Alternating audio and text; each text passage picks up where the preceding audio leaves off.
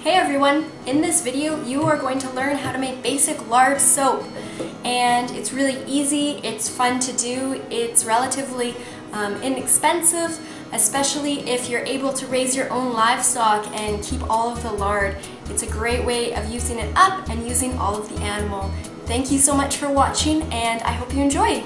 The 3 ingredients you need to make lard soap is distilled water, lye crystals, as well as pure lard. Now you can choose lard like this, where it's neatly packaged. You can buy it at any sort of grocery store, but you can also get pure lard or tallow from a local butcher. Unfortunately, this is the only thing I could find today, so we had to use this.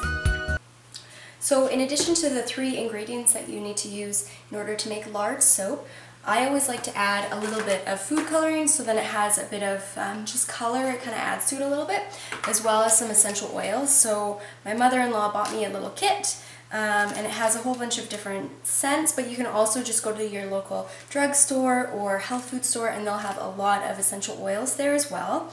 There's a few that I like to use, which is peppermint or spearmint, which is really nice. It kind of has that, it kind of has a refreshing smell to it, which is really nice.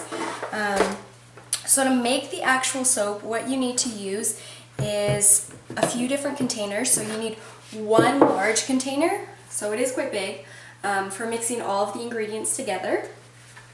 You need a couple smaller containers to measure everything out. You need to measure everything separately. So you need to measure the lye, the lard, and the distilled water all separately, and then you'll be adding the ingredients together after. So you need a couple small containers. You need a scale to measure everything, and then you need a hand blender, so it goes a lot faster. I know I have a cousin who used a wooden spoon to try to mix everything, and I think she worked on it for about 3 hours and had to switch to a hand blender because it just takes forever.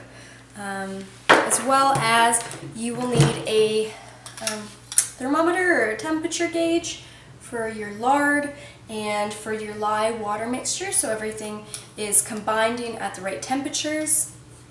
And last but not least, you will need some sort of little container to put your soap in.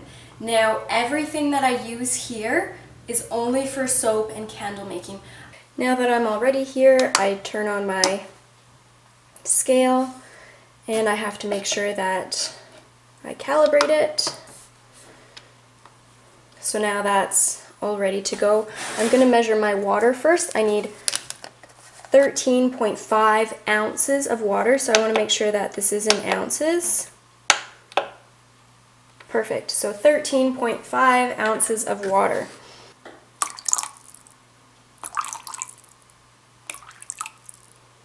There we go. So 13.5 ounces of just water in my little yogurt cup.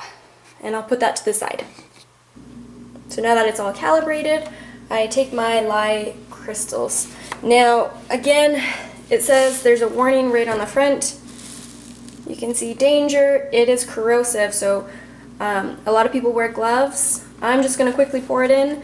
I haven't had any problems, but again, if it touches the skin, it will burn you, so just be careful. So for lye, we need 5.4 ounces.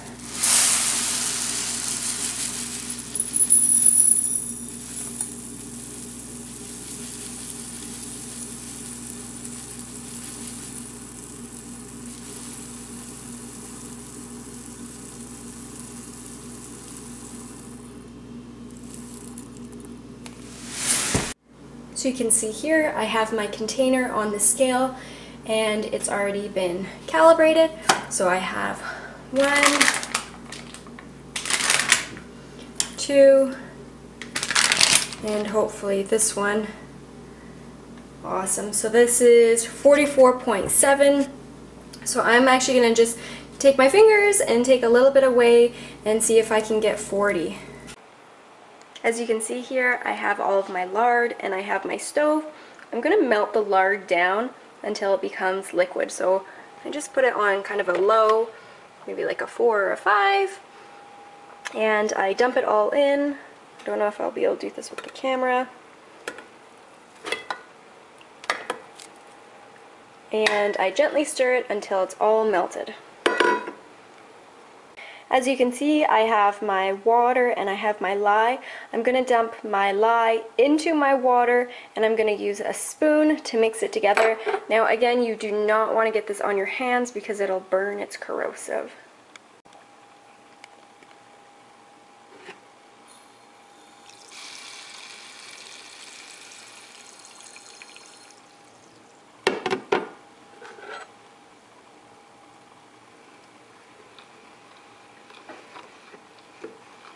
So you want to mix it up until all of the little crystals are dissolved. Remember not to breathe in any fumes that come up.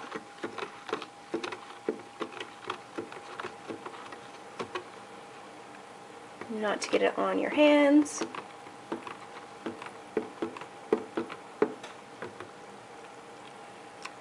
And now there's no crystals, so you can just put it on the side, and we'll go to the next step. Now I continue to just melt all of the lard in the stove. Once it starts melting, it'll really go fast.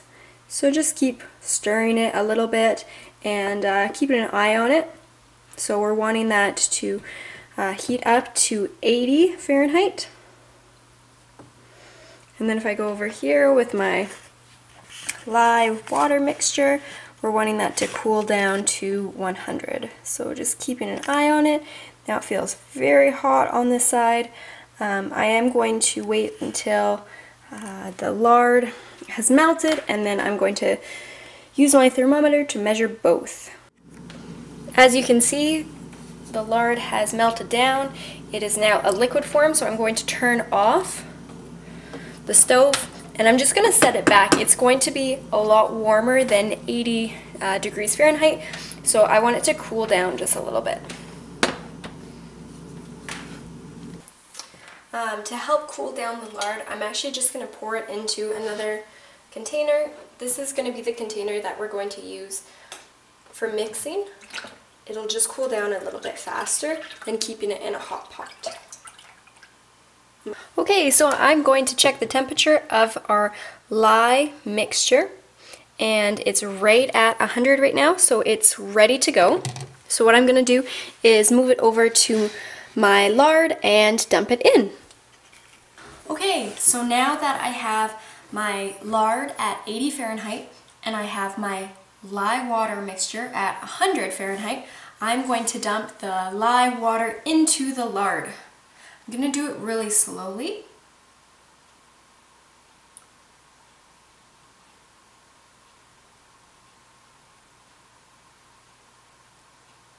And then I'm going to take the hand blender and gently pulse it. I want to reach what's called trace, where it kind of creates little lines on the top of the soap. So now I have my hand blender here. I'm going to plug it in and gently pulse it.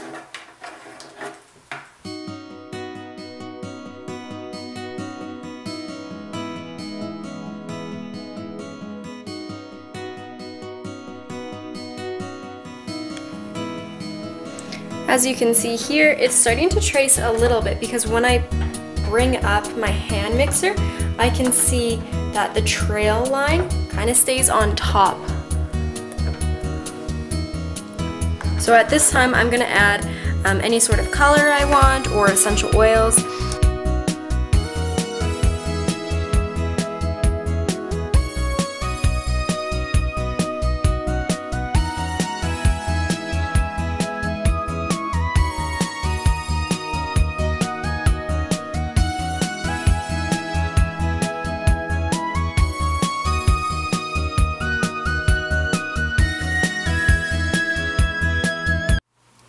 I really like these silicone molds because they come out really easily when the soap is nice and hard. So I just use a little ladle And again, using a ladle that I wouldn't normally use for food, and just pouring it in.